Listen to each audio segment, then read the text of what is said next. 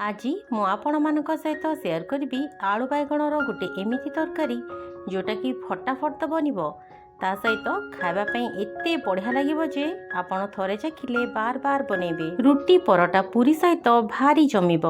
नमस्कार, आपण को काकुलिस क्वेश्चन को बहुत बहुत स्वागत। तेबे चलतु स्टार्ट करिबे रेसिपी।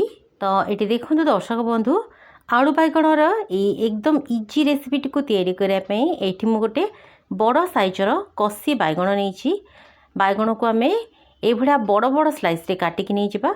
छोट छोट करके जमा भी काटबेनी, एमती बड़ बड़ साइज काटिकी नहीं जावे। ये मु कम परिमाणर तरकारी बनैबी तो से गोटे बैगण नहीं। आपण आपणकर फैमिली मेंबर्स मानक अनुसार बैगणर परिमाण को कम बेसी करें।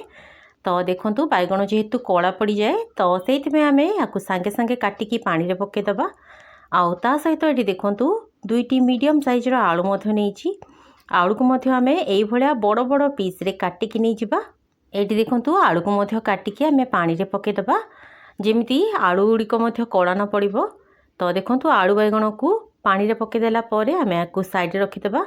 एबे चलतु नेक्स्ट प्रिपरेशन करवा। ये देखो दर्शक बंधु, गैस उपर मु गोटे प्रेसर कुकर बसई। प्रेसर कुकर दे देइछि दरकार मुताबक किछि सोरिष तेल। तेल गरम हो गला पर इथिरे आमे अर्ध चामच गोटा जीरा आ बास्ना पाई गोटे तेजपत्र पकेबा। ता सहित एथिरे काटिक रखिथिबा आलू को पके नबा। तेबे दर्शक बंधु, आपण माने एई वीडियोटी को केउ जगरु देखुचंती निश्चय मते कमेंट जणेबे, जहा फल मु आपनकु धन्यवाद दे परिबी। तो देखंतु एबे इथिरे आमे किछि कट्टा टमाटो पके नबा। एठी मु 3टा मीडियम साइजर टमाटो को छोट छोट पीस रे काटिकी नै जाइछि। आलू पकेला परे सांगे सांगे टमाटो पकेदेबे, आलू को भाजीबा दरकार नहीं। तो देखंतु एबे इथिरे आमे दरकार मुताबक हळदी पाउडर पकेबा। एठी मु अर्ध चामच हळदी पाउडर पकेछि।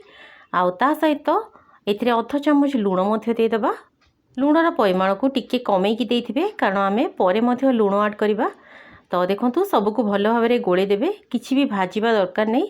एठी देखंतु एबे आमे इथिरे काटिक रखिथिबा बैगण को पकेदबा आ सबको थरे भल भाव में गोले नबा। बैगण आलू टमाटो को किछि भी कषिबा दरकार नहीं। जस्ट एमती आलू बैगण टमाटो को भल भाव में थरे एई भली भाव में गोले नेबे। एठी देखंतु सबको मु भल भाव में गोले देली। मात्र गोटे कि 2 मिनिट काम। एटी देखंतु एबे आमे प्रेसर कुकर लीड टी को बंद कर दबा आ हाई फ्लेम रे याकु गोटे रु 2टा हुइसिल दे दबा। प्रेसर गैस रिलीज होला भितरे चलंतु गोटे मसलाटे बनेबा। एटी देखंतु मु गोटे प्लेट रे अर्ध चामच लंका गुंड नेइछि, ता सहित गोटे चामच धनिया पाउडर नेइछि। एबे आमे इथिरे अर्ध चामच हळदी पाउडर आ अर्ध चामच आमचूर पाउडर नै जिबा। आमचूर पाउडर बदल रे आपण चाट मसला मध्य नै परिबे। आउ ता सहित इथिरे किछि गरम मसला पाउडर किंबा सब्जी मसला पाउडर नै जिबा। आउ ता सहित अर्ध चामच रु भी कम गोलमरीचर गुंड नै जिबा। बास्ना पाई किछि कसुरी मेथी नै जिबा। आउ ता सहित इथिरे अर्ध चामच रु भी कम किछि कळा लूण नै जिबा, जहा फल रे बास्ना बहुत बढ़िया आसीबो। ता भितरे एठी देखंतु प्रेसर गैस आपे आपे रिलीज हे गलानी।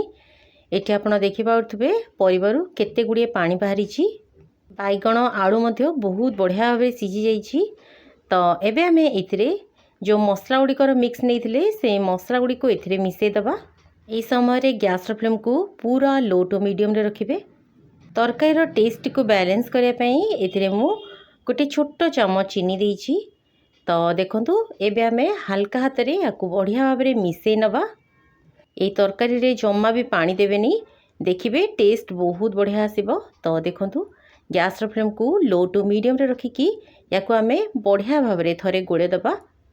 तेबे दर्शक बंधु, जदि आपण मो चैनल नुआ अछंती आ ए पर्यंत चैनल टी को सब्सक्राइब करनांती ताले प्लीज चैनल टी को सब्सक्राइब करिवे, जहा फल रे मु अपलोड करतबा सब वीडियो नोटिफिकेशन आपण सर्व प्रथमे पाइबे। एबे गैस फ्लेम टी को पूरा लो रे रखिकी प्रेसर कुकर लीड टी को एमिति अधा कवर करके पाखापाखि 5 रु 6 मिनिट पई छाड़ देबे। एटी देखंतु दर्शक बंधु, तरकारी रु तेल सेपरेट हे गलानी। तो एबे आमे इथिरे बढ़िया फ्लेवर आने पई किछि कट्टा धनिया पत्र पकेकी सबको भल भाव में गोले दबा। आलू बैगणर ए लटपटिया तरकारीटी रुटी परोटा सहित खाइबा पई बहुत बढ़िया लागिबो। रेसिपीटी को थरे निश्चय बनातु। तेबे रहिली पुणी देखा नुआ रेसिपी रे। धन्यवाद।